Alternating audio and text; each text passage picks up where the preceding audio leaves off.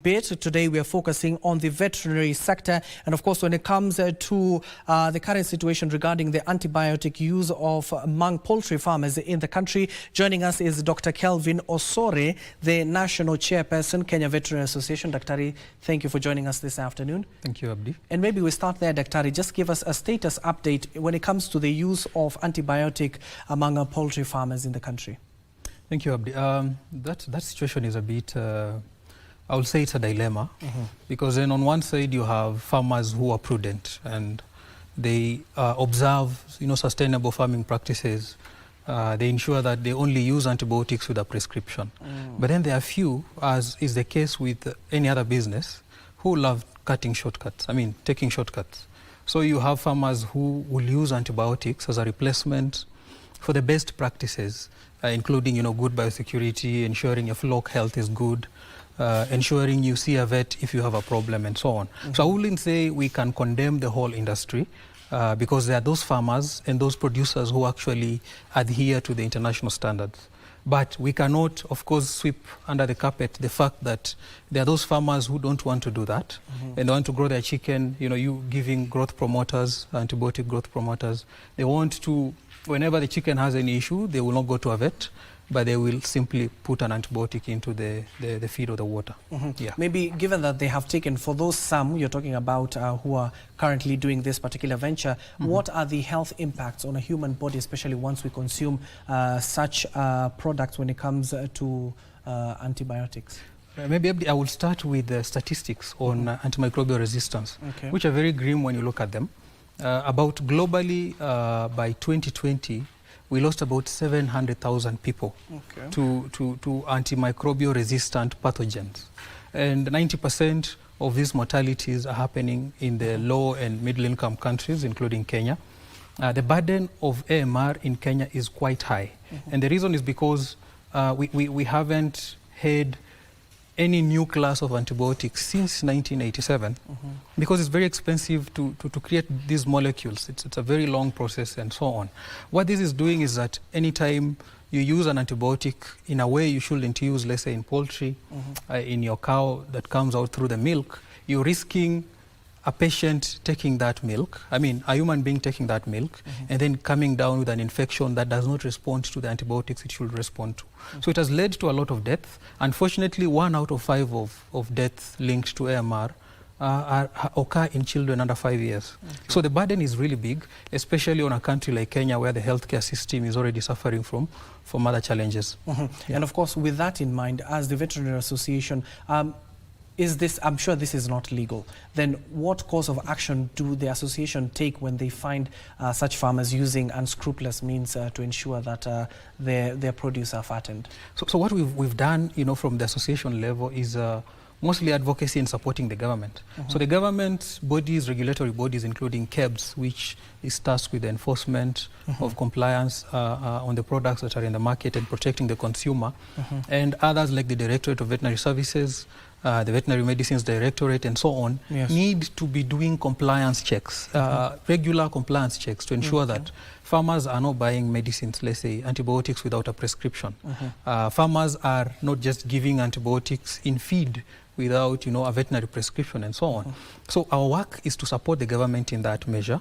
We also have tried to push self-regulation amongst our members, that you should not prescribe an antibiotic without looking at the animal, making sure that the patient requires those antibiotics. And our members have been at the forefront of championing for such practices. But we need to push for the government to do regular compliance checks. If you find a chicken in the supermarket, a consumer needs to be comfortable enough that this chicken has undergone government compliance checks, that KBC and the Directorate of Veterinary Services do regular spot checks to ensure that that chicken does not contain high levels of antibiotic residues. There is very little that Kenyans can do without the government actually taking up their role a bit more serious. You've just talked about some of the measures that have been put in place at the end of the day, but at the end of the day, this is still happening. Yeah. Especially tell us, which counties have you been able to witness in these particular incidences?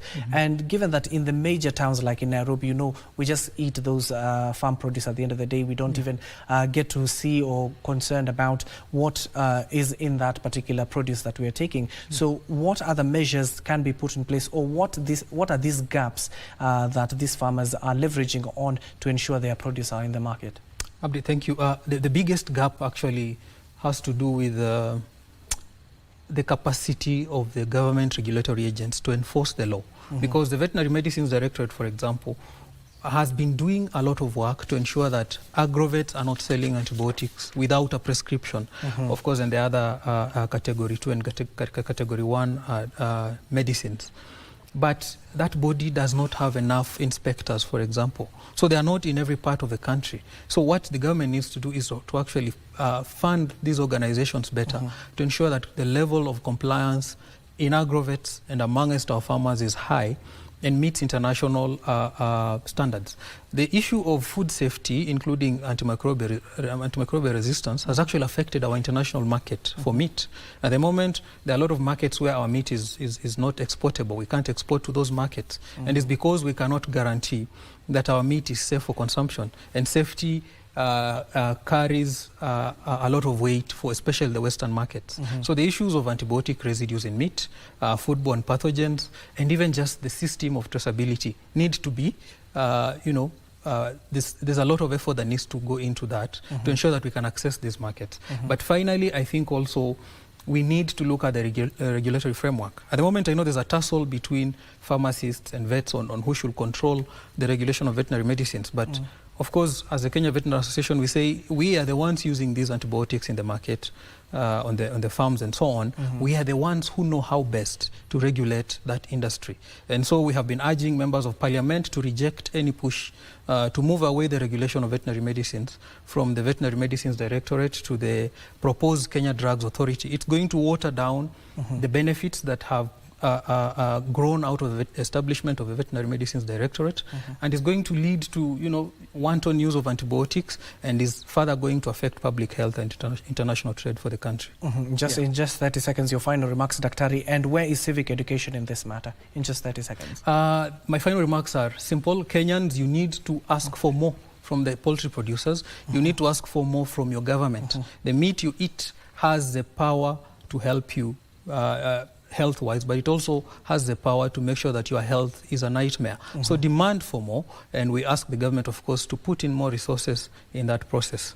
Thank you so much. That is Dr. Kelvin Osore. He is the National Chairperson of the Kenya Veterinary Association. Thank you for your time. And of course, that is the latest update from the veterinary sector, especially when it comes to antibiotics that are being used in poultry farming. And in other news, the Conference of Parties entered day 3 on Wednesday in Baku, Azerbaijan, with Kenya expected to take to the podium to enumerate the policies and projects it has put in place to deal with climate change crisis. Prime Cabinet Secretary Musalia Mudavadi will do the readout on behalf of President William Ruto as the talks enter critical stage. Members of the African civil society have lashed out at the rich nations for failing to honor various climate finance agreements aimed at helping developing countries deal with the negative impact of climate change.